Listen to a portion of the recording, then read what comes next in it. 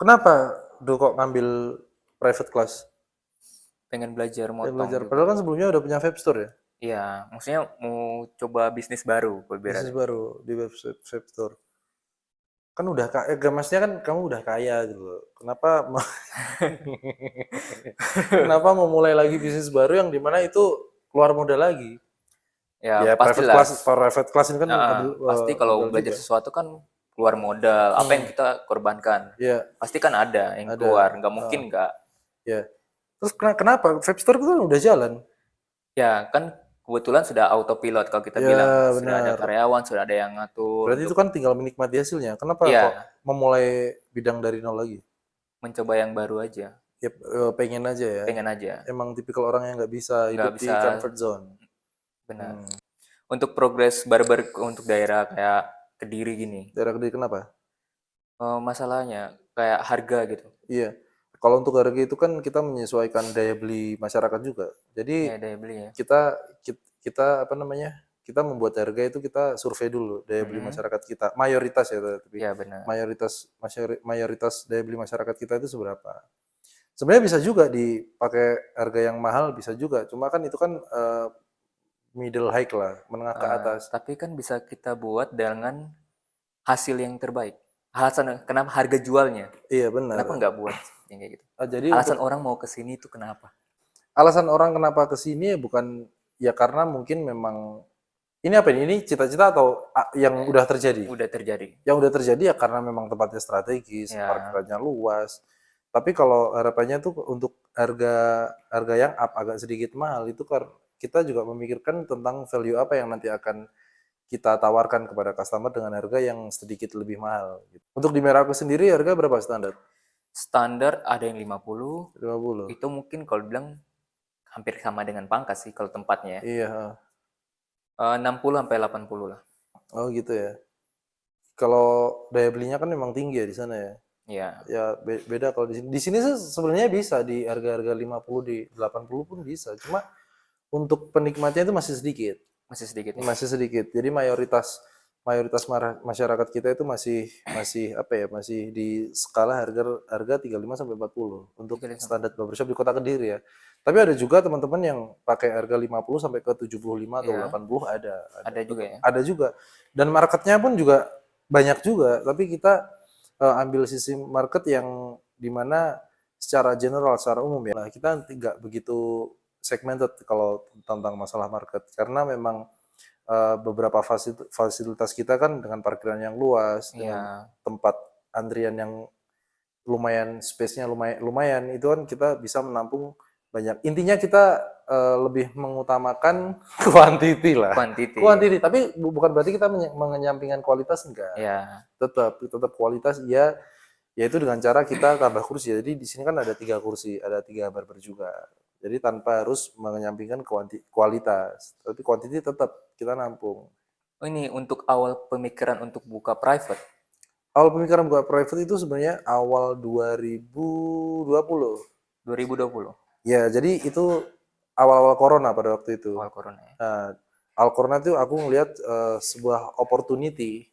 Banyak sekali orang-orang yang dikeluarkan Kehilangan kerja, pekerjaan, dirumahkan, ya. yang dimana mereka itu butuh kerjaan.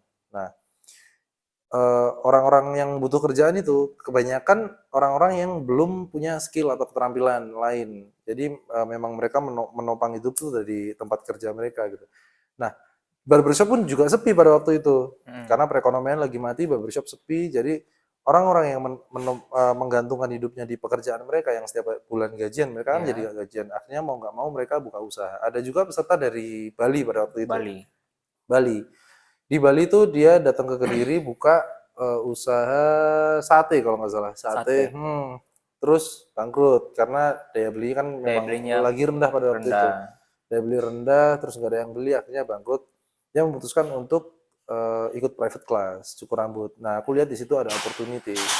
Yang dimana setiap kejadian itu kan pasti ada opportunity yang nggak semua orang tahu Enggak gitu. semua orang tahu. Nah, awalnya private class itu cuma buat sampingan itu yang daftar tuh lulusan apa bukan lulusan, yang daftar itu alumni kok alumni, pensiunan Pensiunan. BCA, orang-orang yang dipecat kerja, ya orang-orang dengan Kehilangan usia-usia yang udah pekerjaan. tua lah, Tua-tua. usia-usia yang ya 40-an lah. Sampai semakin hari, semakin kesini yang daftar anak-anak muda. Anak-anak muda. Sebenarnya itu kebetulan aja sih. Iya. Kebetulan aja. Private class itu kebetulan aja. Dan private class itu kan di sisi lain dia menguntungkan, tapi di sisi lain dia juga merugikan. Ada efek samping di Ada situ. efek sampingnya. Efek sampingnya model yang dicukur itu harusnya itu menjadi market kita, harusnya dia cukur bayar, berhubung kita butuh model partner model ya dia jadi gratis.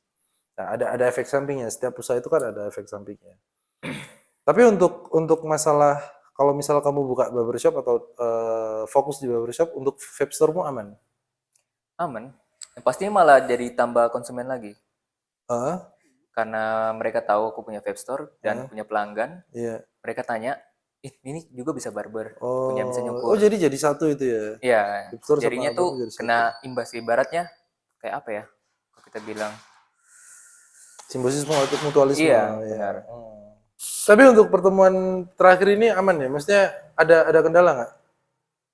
Untuk kendala masih mungkin sedikit ya. Soal apa itu kendala?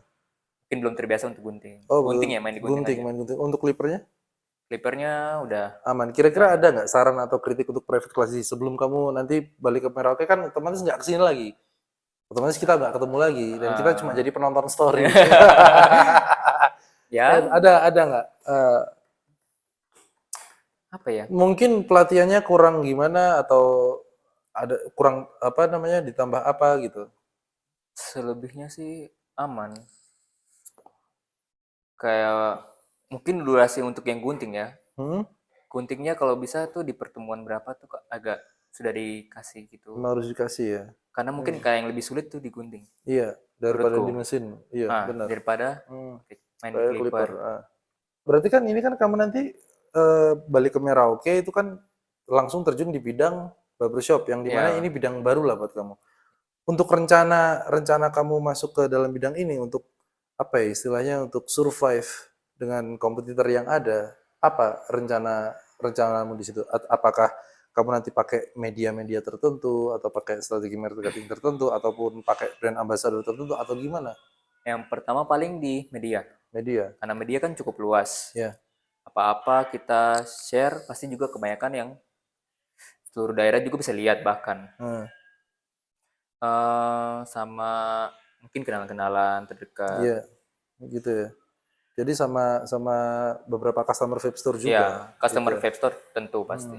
Kira-kira apa yang nanti akan membedakan? Ini kan gebrakan baru nih kamu datang balik lagi ke Merauke dengan skill cukur rambut. Kira-kira di situ kan juga udah ada kan cukur rambut. Iya. Kira-kira rencana kamu gebrakan baru apa nih yang bikin Maru ini barber yang beda dari barber yang lain? Dari segi apanya? Rencana dari promosinya kah atau dari apa? Dari harga atau kalau dari promosi oke. Apa ya? Semuanya sih bagus kalau dibilang. Udah bagus ya. Mungkin datang juga balik ke Merauke pasti masih juga ada belajarnya juga sih. Ada sama belajar juga. beberapa teman. Oh iya benar-benar. Yang udah kursus juga di luar kota. Relasi di sana ya. Ya. Thank you Ardu udah datang ke sini. Sukses buat barbernya dan vape store-nya. Oke.